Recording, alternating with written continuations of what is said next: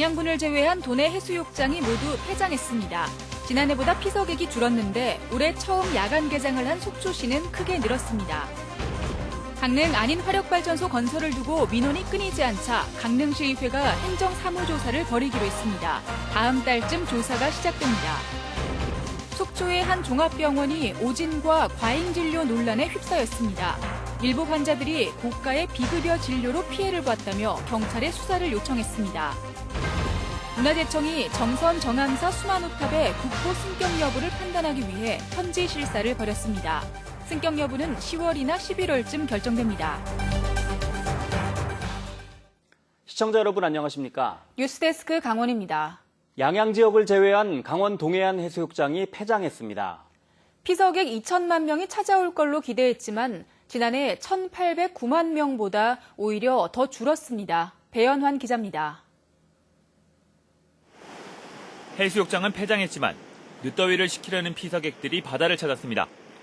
공무원 등 운영 인력이 모두 철수했고 지원시설 등도 대부분 철거를 마쳤습니다. 동해안 해수욕장이 대부분 폐장한 가운데 올해 피서객 수도 지난해보다 줄어든 것으로 나타났습니다. 양양을 제외한 동해안 해수욕장이 문을 닫은 가운데 올해 피서객은 1,786만 명으로 지난해 1,809만 명보다 1.3% 줄었습니다.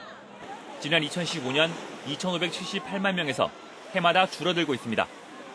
올해 처음 야간 개장을 한 속초시는 286만 명으로 41% 늘었고 동해시가 182만 명으로 3.2%, 고성군은 154만 명으로 1.9% 늘었습니다. 동해안 최대 피서지인 강릉 지역에는 610만 명이 찾았지만 지난해보다 7.9% 줄었고 삼척시는 311만 명으로 1% 줄었습니다. 오는 25일 폐장하는 양양 지역 해수욕장 피서객은 240만 명으로 20.4% 줄었습니다. 피서객들이 해외여행이나 대형 물놀이 시설 등으로 분산되고 바가지 요금이나 피서 형태 변화도 감소 원인으로 꼽히고 있습니다. 특정 테마로 된 여가 활동의 장을 제공한다든가 다양한 놀거리, 먹거리, 나이트 라이프가 함축된 패키지 관광상품, 특화된 차별화된 관광상품을 동해안 해수욕장의 관광객을 끌어들일 수 있는 새로운 전략을 마련하지 못하면 피서객 감소 추세를 막기 어려울 것으로 예상됩니다. MBC 뉴스 배연환입니다. 강릉시의회가 안인화력발전소 건설 사업에 대한 행정사무조사를 하기로 의결했습니다. 이르면 다음 달쯤 조사를 시작할 전망이지만 법적 구속력이 약해 실효성 여부는 좀 더 지켜봐야 할 것으로 보입니다. 이용철 기자가 보도합니다. 이의 없으므로 가결되었음을 선포합니다. 강릉시 의회가 안인석탄화력발전소 건설 사업에 대한 행정사무조사 안건을 통과시켰습니다. 일부 의원들이 반대할 것이라는 예상과 달리 만장일치로 가결됐습니다. 강릉시 의회는 안인화력발전소 건설 인허가에 대한 강릉시 행정의 공정성과 투명성을 확인하고 논란이 많은 해상공사에 대해 조사할 계획입니다.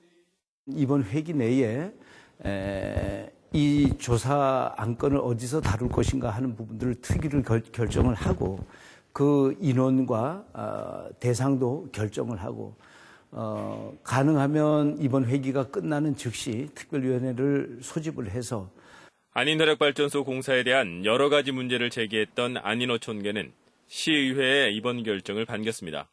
어민 쪽에서는 이제 환영합니다.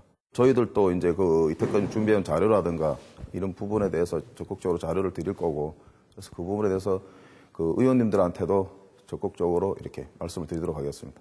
하지만 행정사무조사의 법적 구속력이 약하고 대상과 범위에도 법적 다툼의 여지가 있어 행정사무조사가 제 몫을 다할 수 있을지 주목되고 있습니다. MBC 뉴스 이용철입니다. 속초의 한 종합병원이 오진과 과잉 비급여 진료 논란에 휩싸였습니다. 환자들은 병원 측에서 검사비가 비싼 비급여 진료를 요구하거나 정확한 진단도 하지 못해 피해를 봤다고 주장하고 있습니다. 김영호 기자가 보도합니다. 2달 전 황성수 씨는 10살 딸이 실내 놀이터에서 발목을 다쳐 병원을 찾았습니다. 부상 정도가 심해 보여 20일 동안 입원까지 하며 치료를 받았습니다. 당시 병원 측이 MRI 촬영까지 하고 내린 진단은 염좌, 가볍게 삔 정도라는 것이었습니다. 퇴원 후 차도가 없자 다시 입원을 했는데 병원 측은 MRI를 다시 찍고 보호자의 요청으로 CT를 찍고 나서야 뼈가 부러졌다고 최종 진단했습니다. 처음 병원을 찾은 후 한 달 보름이 지났을 때입니다. 7월 25일 날 MRI를 또 촬영을 했습니다. 결국 거기에는 예전보다도 더 좋아졌다. 7월 26일 날 10시 반경에 CT를 찍고 거기서 골절이 나왔다라는 걸. 황 씨는 처음부터 CT 촬영을 요청했는데 병원 측이 검사비가 비싼 MRI 검사를 권유했고 정확한 진단도 내리지 못했다고 주장했습니다. 병원 측은 골절을 발견한 날짜도 검사 이틀 전인 7월 24일로 진단서에 기재한 것으로 드러났습니다. 병원 측은 방사선 노출을 고려해 CT보다 검사가 정확한 MRI를 권유했으며 뼈 부분은 MRI에서 어둡게 나와 초기 발견이 어려웠다고 밝혔습니다.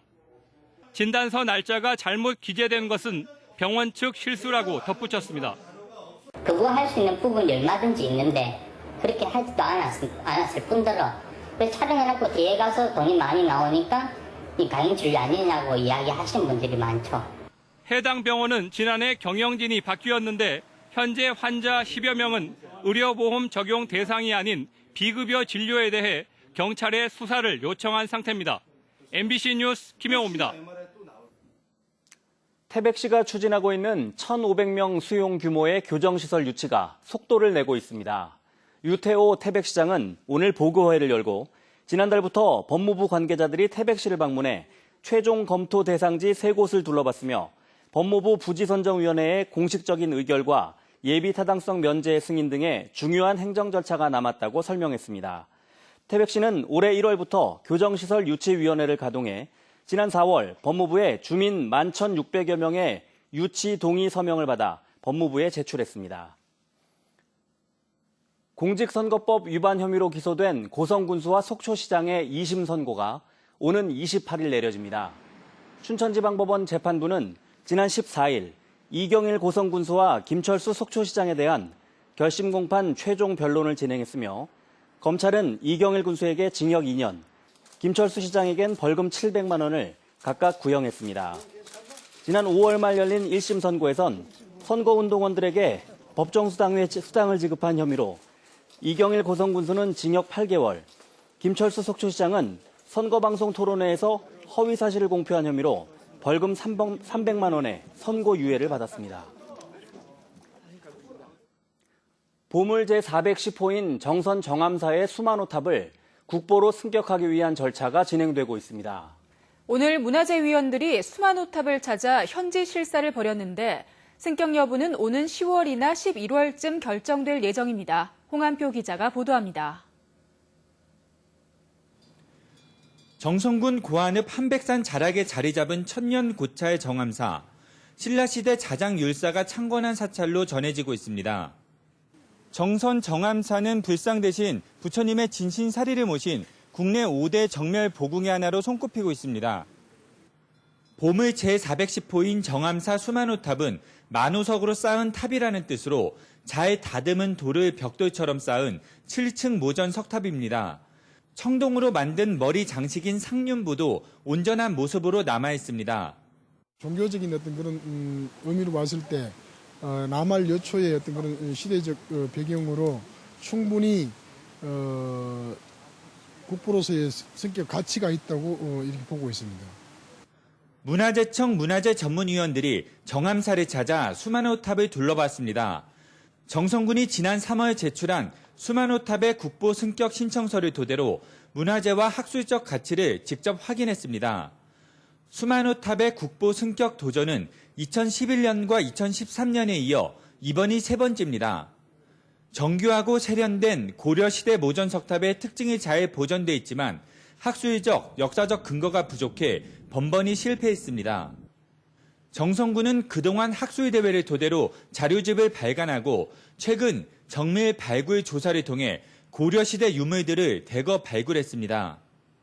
천년 이상의 역사를 가진 수만호탑이 국보로 승격됨으로 인해서 우리 정선군의 역사성과 문화재적 그 가치가 대외적으로 인정이 되는 그런 완성이 되기를 아주 학수고대를 하고 있습니다. 수만호탑의 국보 승격 여부는 현지 실사 보고서 제출과 문화재위원회의 심의 등을 거쳐 10월이나 11월쯤에 판가름 납니다. MBC 뉴스 홍한표입니다.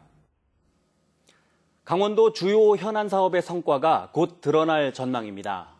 현재 진행되고 있는 동서고속철 사업과 국제컨벤션센터 사업, 강원도 청사 이전 작업 등이 어떻게 추진될지 관심이 큽니다. 이재규 기자가 취재했습니다.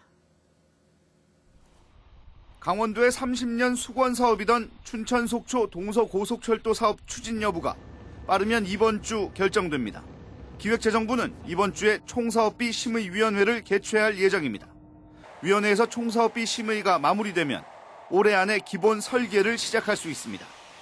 하지만 총사업비가 기존 예상보다 3천억 원 정도 늘어난 2조 4,015억 원에 달해 기재부가 한국개발연구원에 연구 용역을 또 맡길 수도 있습니다.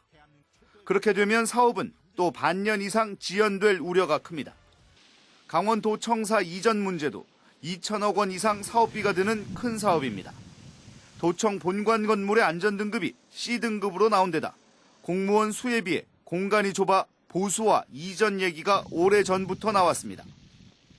현재 보수냐 이전이냐를 놓고 각종 의견이 나오고 있는데 춘천 이외 지역으로의 이전은 없다는 방향 정도만 결정된 상태입니다.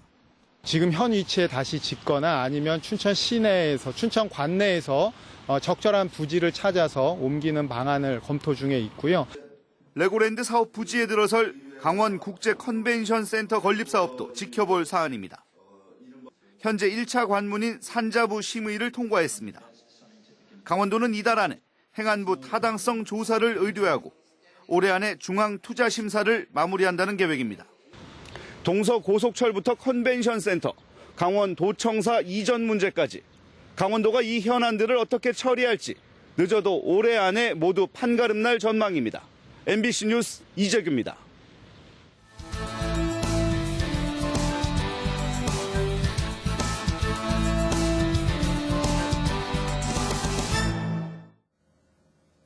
강릉시와 태백시, 정선군이 네이버의 제2데이터센터 유치를 위해 최종 제안서를 제출했습니다.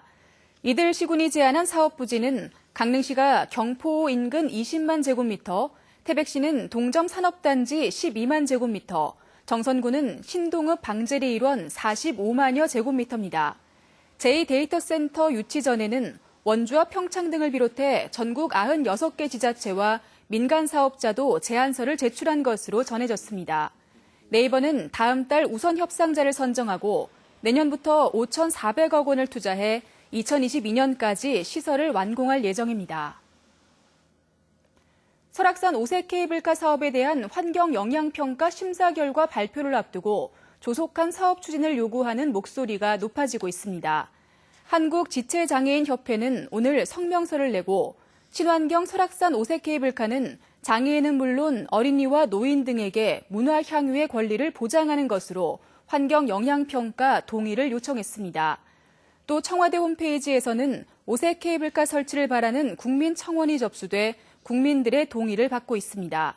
한편 설악산 오색 케이블카 추진위원회는 오는 27일 청와대 앞 분수대에서 케이블카 설치를 촉구할 예정입니다. 도내 고등학교 무상교육이 2학기 개학과 함께 처음 시행됩니다. 강원도 교육청에 따르면 고등학교 무상교육은 올해 3학년 재학생 14,000여 명을 시작으로 내년에는 2학년, 2021년에는 전학년으로 확대됩니다. 지원금은 입학금과 수업료, 학교 운영 지원비, 교과서 구입비 등 1인당 90만 원에서 126만 원입니다. 뉴스를 마칩니다. 고맙습니다.